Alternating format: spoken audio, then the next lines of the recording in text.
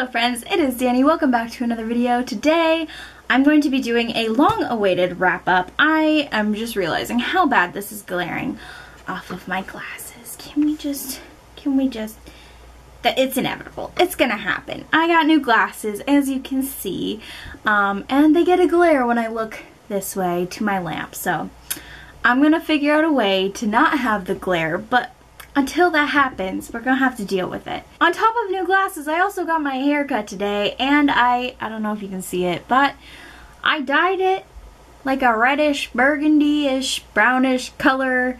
It just doesn't show up very well because my hair was like almost black, but there, see, you can see it. Besides the point, I am here today to do, oh, this is gonna really bother me. All right.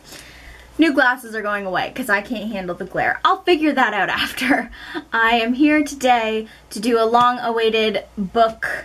I almost said haul, but it's a wrap-up of the things I have read since April or May. I know I said that I was going to do reading wrap-ups in groups of like 5. That happened all of twice this year, and then I just, like, not that I gave up, I just kept forgetting to do them, and then I read a lot more. And then now we're here with 26 books to talk about in one video. As I was looking at my list, the last time I did a video was April, but these books start from March. So we're going from March until current. Let's get started, shall we?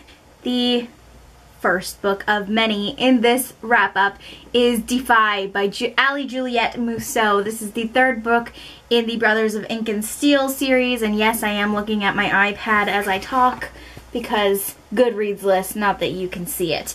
But, like I said, this is the third book in a series. I am not going to go into in-depth synopses of these books, obviously, but this is a new adult, I would even chalk it up to adult romance. This book didn't live up to what I expected it to be. It was very different from the first 2 books in this series, which were like big, muscular, sexy men with tattoos and fighting and things, and this was like more of an adventure story or like a mystery story or like getaway chase sort of story, and I don't know. I just wasn't a fan, I guess. I mean, I gave it, what did I give it? It says 4 stars. However, if I'm thinking back on it, it just wasn't what I was expecting, and so that's why I got 3.5/4 stars. It's the first book in a while that she has published, and I was really hopeful for it, and I wasn't as excited about it. The next book that I read, I don't have a copy of anymore, but I did read it as a physical manga format, and that is Stormflower by Runa Konnichiki? Question mark? Don't really remember much about it. This was my first ever experience reading manga, and I just wasn't a fan of the storyline. I found it really hard to get into. I said that it didn't really sway me to enjoy manga. The plot, if you can consider it a plot, was all over the place. It was never quite clear what was happening or what the problems the characters were facing to move the story along. The art was okay, and though I am not the only one to judge the artistic style because I know nothing about it, I found this one to be difficult to read as it was hard to distinguish one character from another because they all kind of look the same in terms of like hairstyles and stuff, and usually in manga, as I know now, that's how you tell them apart. It can be said about the dialogue blurbs too, because like it was really hard to figure out which character was saying what, and in the end I'm not really sure what happened in that book. Like I said, it wasn't very memorable because I don't remember what it was even about. So I only gave that book 2 stars. The next book that I read after that was Here So Far Away by Hadley Dyer. I have a full spoiler-free review about this book. I will link it up in the cards, wherever that is.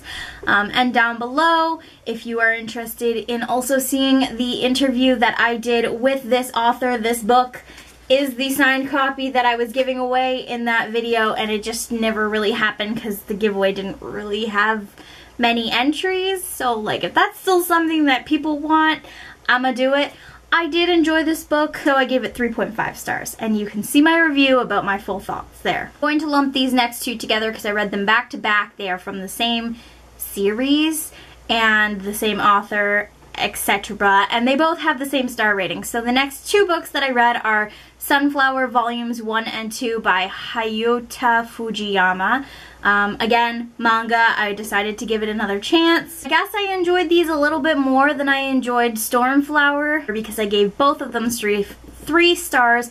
Not that I remember what their plots are. A lot of mangas are very similar, I'm finding. And I'm going to be honest with you, I'm not necessarily the biggest fan of manga still to this day, but I am becoming a fan of anime. So, progress. The next book that I read is one of my favorite books of the year so far, and that is Autobiography by Christina Lauren.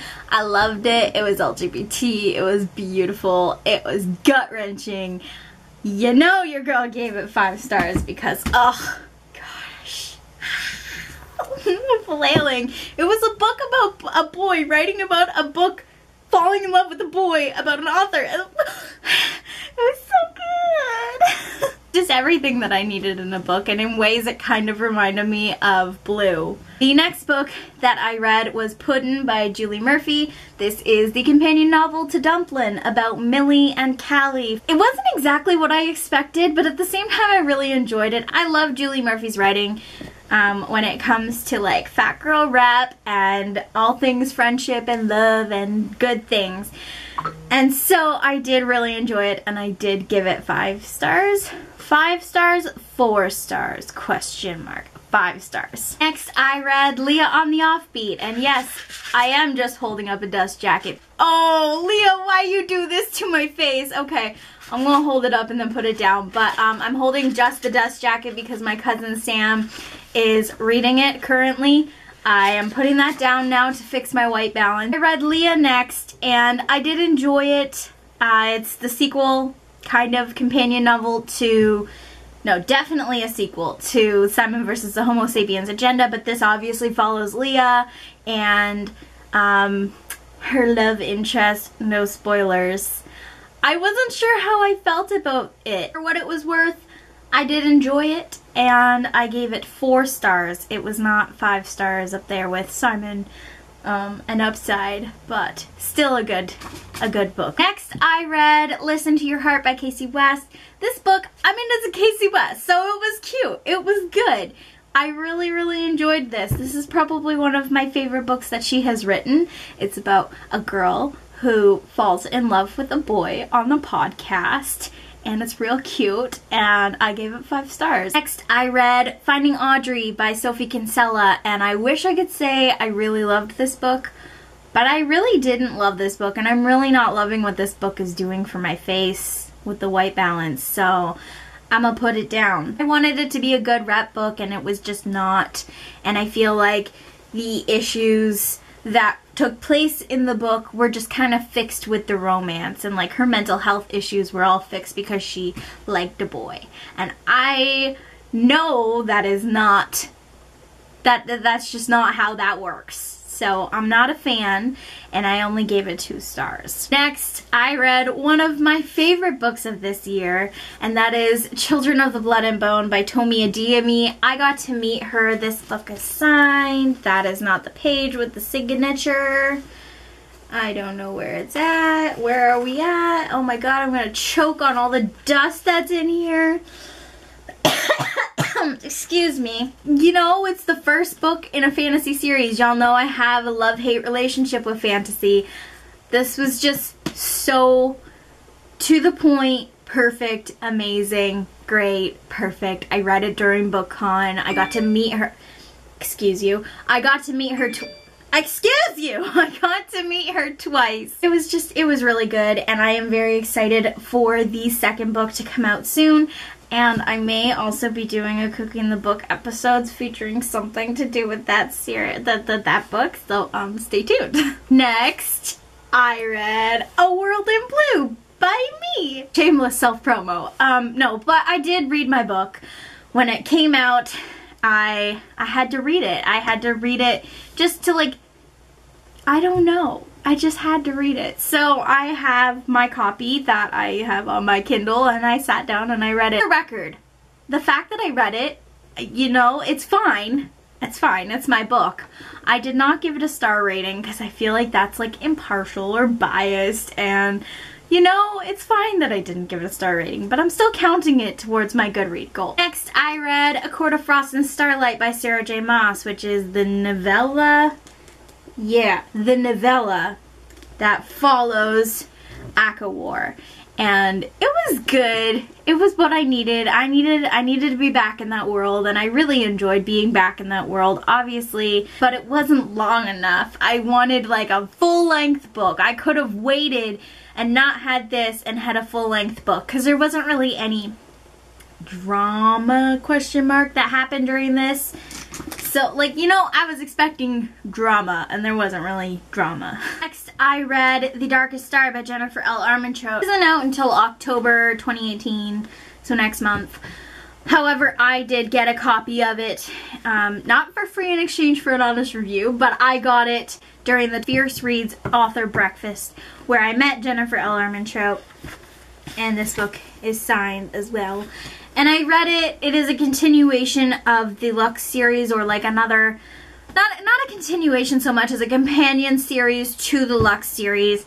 And I mean, it wasn't a bad beginning to a series, but it wasn't a great beginning to a series either. I only gave it 3 stars. I just felt like nothing was happening and then everything was happening, but you still didn't understand what was happening because it wasn't explained very well. I said, I just wish the pacing was better and that it wasn't so info dumpy. And also the inner dialogue of the main character just made me want to gouge my eyes out. Like, she seriously just, ugh. So eye roll worthy. That is words. Next, I read probably my favorite book of the year thus far, and that is To Be Honest by Maggie Ann Martin. This book, oh my gosh, this book literally means so much to me in ways I did not expect it to. I won this book through a giveaway on Maggie's, like the author's Twitter, and I got it and I read it, and I'm not gonna get emotional again, because I got emotional while reading it. The Fat Girl rep in this is so good. It doesn't put us down.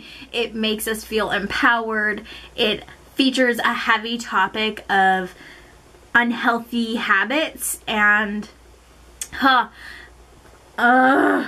just, it's very relatable. It hits home.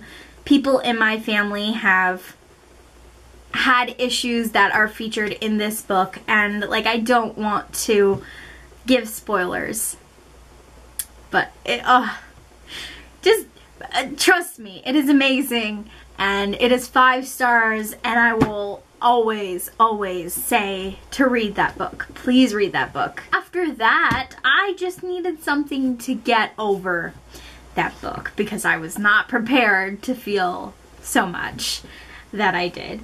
So what I went to was Snot Girl Volume 1 by Brian Lee O'Malley, Leslie Hung, Mickey Quinn, and Marie Odomo. This book is weird. It's just weird. I didn't get it. I don't find it very interesting. I thought it would be cool. I bought it last year at BookCon. I didn't get it. And so I only gave it 3 stars. Will not be picking up the sequel. Will keep for graphic novel collection's sake. Not my cup of tea. It's not my cup of tea. After that, I don't know why I was in the mood to read another book that I got while I was at BookCon this year, and that is The Future by Neil Hilborn. This is his second collection of poetry and things, and I don't remember what I gave the first one. I honestly don't think it was 5 stars either. This book was only 3 stars. There were 1, 2, 3, 4, 5 out of the entire thing that I felt the need to tab because I did enjoy them and I did like them. I think sometimes they just didn't make sense to me, although I did find them interesting. I find with poetry collections I have to read them out loud to hear how I would think he would be reading it and how it would come across, and maybe I don't know. There is a poetry collection that I read after this that totally redeems not necessarily loving that one. And that is Wild Embers by Nikita Gill. This is a collection of poems of rebellion, fire, and beauty, and everything good in the world. This book is so amazing. 90% of the book is sticky tabbed, like a million times more than this. You can... And the reason why I am not holding it up right now is because my cousin, again, is borrowing it, because I literally was like, you gotta read this, it's so good. Like, I can't not have other people read it. I need somebody else to read it. They just empowered me, they made me feel things, I related to them so much, and I needed that after that prior book. So this next book, I don't know if it's controversial because I don't know how people feel about this book yet. I think it comes out next month. I heard about it while I was at BookCon. I was really excited for this book, and this is kind of an epic love story by Karen Callender. I didn't love it. I don't even think I really liked it. I'm looking at my Goodreads view and I gave it 2 stars. I really liked the idea of this book, I did, but I think that's where I draw the line. I think that this book was very diverse. I mean, it has a black bisexual main character with a deaf love interest, but I feel like the characters were very flat. They really didn't have any backstories and they didn't have much going on for them.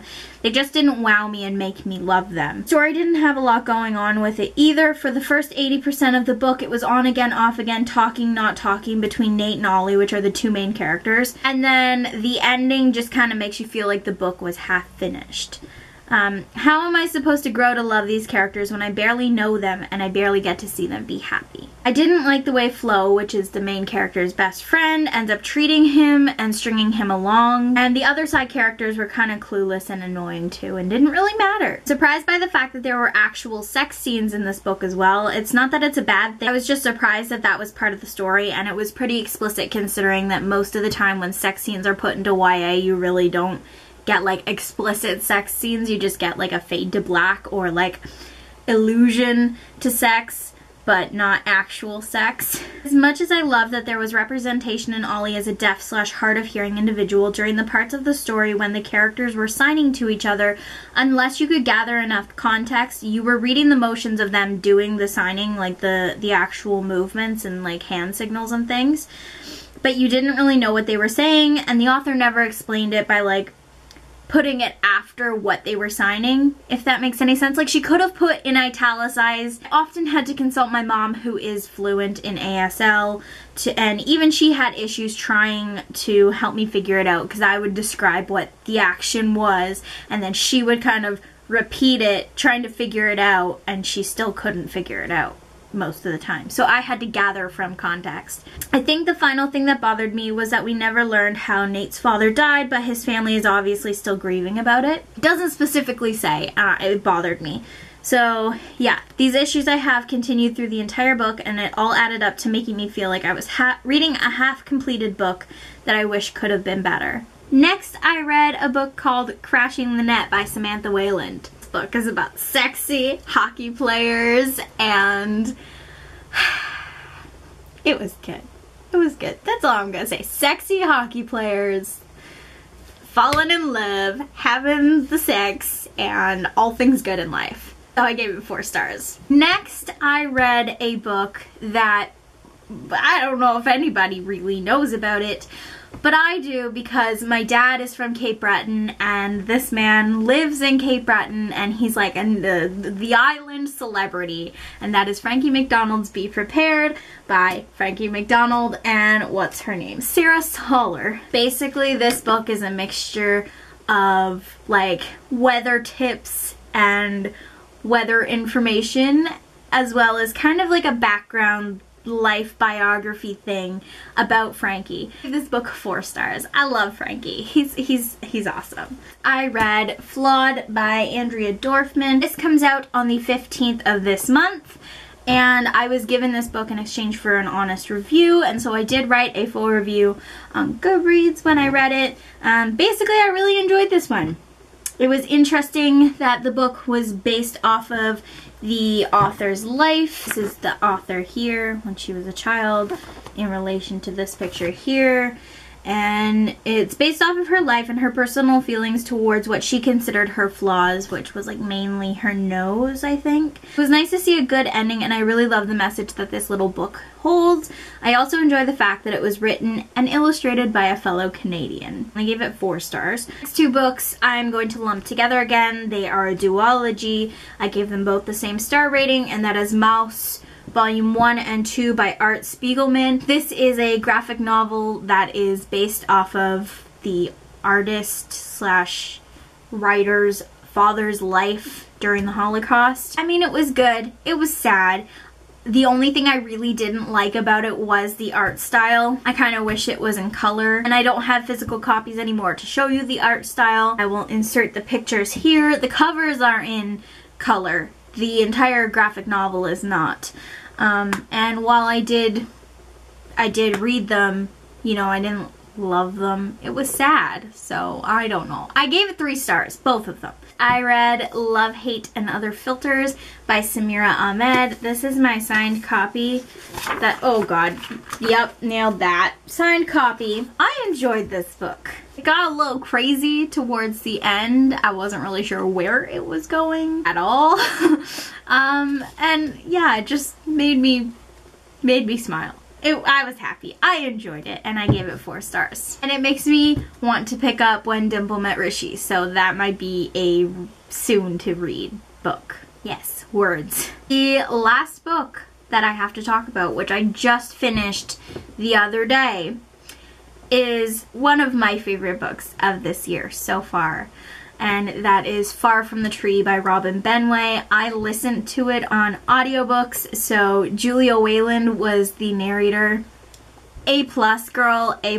Like, I love Julia Wayland as an audiobook narrator, and she does a lot of audiobooks. I didn't realize that until now. Let me tell you why I love this book so much. This book is a book about 3 kids that find out they're siblings. The 2 girls, Maya and Grace, were adopted when they were babies and brought into these families, and they have their families now. Joaquin has been in foster care for pretty much his whole life, except for like a couple years in the beginning, and now he's with a foster family that, you know, they're good. They're a good foster family. So here's why I absolutely loved this book. I have never been in a foster care system or adopted, though my family is a foster parent family, so my family has taken in foster kids for as long as I can remember. Literally my entire life. I remember being like 4 and having foster kids in the house. Basically all I ever knew. I never knew anything different. It was we were the house that gave kids a home before they found their forever home or found their forever family. I think that's why I related so much to this book in ways that I didn't expect. So, like, I related in a way that wasn't like, I relate to this character on a personal level, but like, I see you, I get you. So by the end, I was absolutely just wrecked. I was sobbing. I was laying in my bed listening to it, and I'm sitting there and I'm just sobbing and I'm crying, and my mom's like, what's wrong? I can hear you crying, and I'm like, I'm just reading a book, it's fine. I was not fine. I don't want to give spoilers, so let's just say this book is amazing. You should read it if you are looking for a book that's more focused on a family aspect instead of romance, because obviously it's about these kids finding their family. And it's been one of my favorite books of the year, and it's so good, and it just made me happy and smile, and I'm just, it's so good. You can tell when I really like a book because like my face goes red and I ramble about it and I talk about it and I can't stop smiling, and I kind of just go like this and I go, it's so good, and then I just expect you to read it. So those are all of the books that I have read since March. 26 books. I am 36 books into my 50 book challenge at 72%. I feel like I'm doing well. I'm feeling I will at least hit my 50 book challenge this year, because I didn't last year, and I'm salty about it. Comment down below if you have read any of these books. I know it's been a whirlwind. I know it's just a lot of books that I talked about, But comment down below if I mentioned any of your favorites and what you thought. I have a poll going on Twitter as we speak. I have a feeling that it is going to get the answer of me returning to doing monthly wrap-ups so that I can stay consistent even if I only do a one book wrap-up, because it depends on what I decide to read or not to read. To read or not to read. That is it for this video. I don't know what my next one's going to be. I have a couple ideas though. They hopefully will be coming soon. And whatever it is, I will see you guys in my next video. Happy reading, friends!